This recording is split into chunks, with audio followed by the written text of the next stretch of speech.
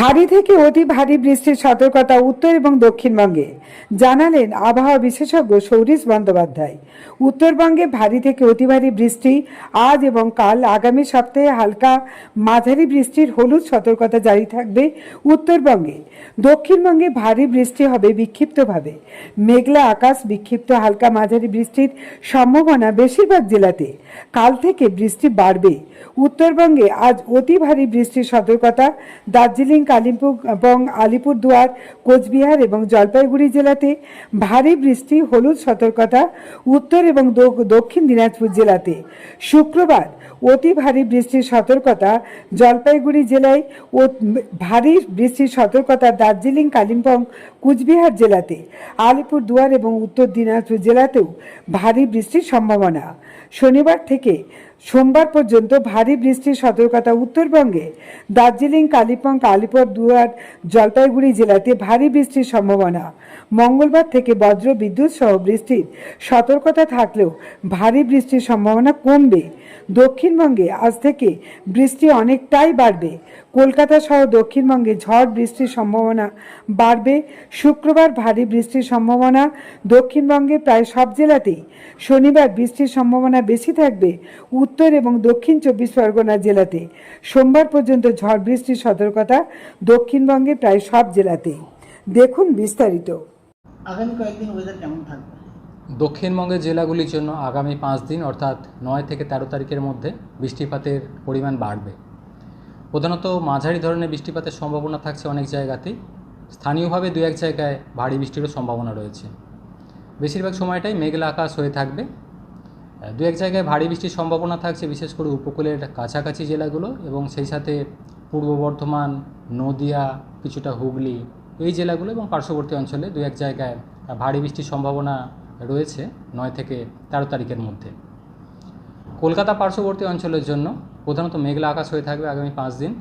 হালকা থেকে মাঝারি ধরনের বৃষ্টিপাতের সম্ভাবনা রয়েছে, তবে বৃষ্টিপাতের পরিমাণ বাড়বে কলকাতা পার্শ্ববর্তী অঞ্চলের জন্য 9 থেকে 13 তারিখের মধ্যে।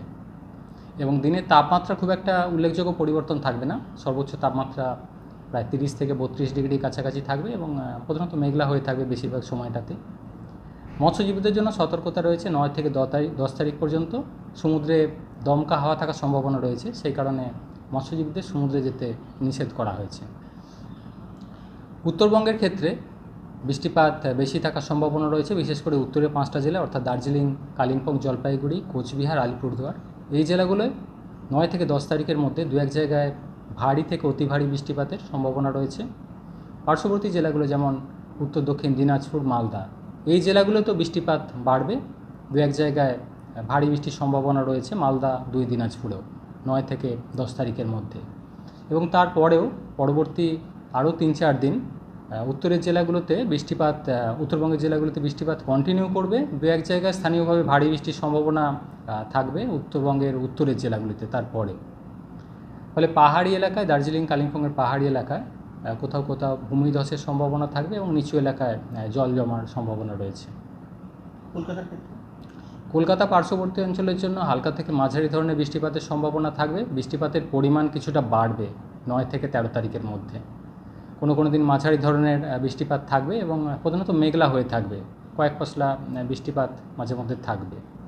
তাপমাত্রা উল্লেখযোগ্য পরিবর্তন থাকবে না। মেঘলা থাকার কারণে দিনের সর্বোচ্চ তাপমাত্রা 30 থেকে 32 ডিগ্রির মধ্যে থাকবে।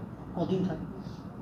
বেশি থাকবে বৃষ্টিপাত দক্ষিণবঙ্গের জন্য আগামী 5 দিন অর্থাৎ 9 থেকে 13 তারিখের মধ্যে। বা স্থানীয়ভাবে যেটা দু এক জায়গায় ভারী বৃষ্টির সম্ভাবনার কথা বলা হচ্ছে, মেনলি 9 থেকে 13 তারিখের মধ্যে। মৌসুমি নিম্নচাপ অক্ষরেখা বর্তমানে দক্ষিণবঙ্গের ওপর দিয়ে অবস্থান করছে এবং সেই সাথে একটা ঘূর্ণাবর্ত রয়েছে পার্শ্ববর্তী অঞ্চলে। বর্তমানে সেটা বাংলাদেশের ওপর রয়েছে একটা ঘূর্ণাবর্ত। এর কারণে দক্ষিণবঙ্গে বৃষ্টিপাত বেশি থাকবে আগামী 5 দিন এবং দু এক জায়গায় ভারী বৃষ্টির সম্ভাবনা তৈরি হবে 9 থেকে 13 তারিখের মধ্যে। আপনার উজ্জ্বল ভবিষ্যতের একমাত্র দিশারি জ্যোতিষ জগতে অদ্বিতীয় ডক্টর অঞ্জন শাস্ত্রী। দেখুন জ্যোতিষ অঙ্গনে অঞ্জন প্রতি রবিবার ঠিক রাত 12টায় শুধুমাত্র TV9 বাংলায়।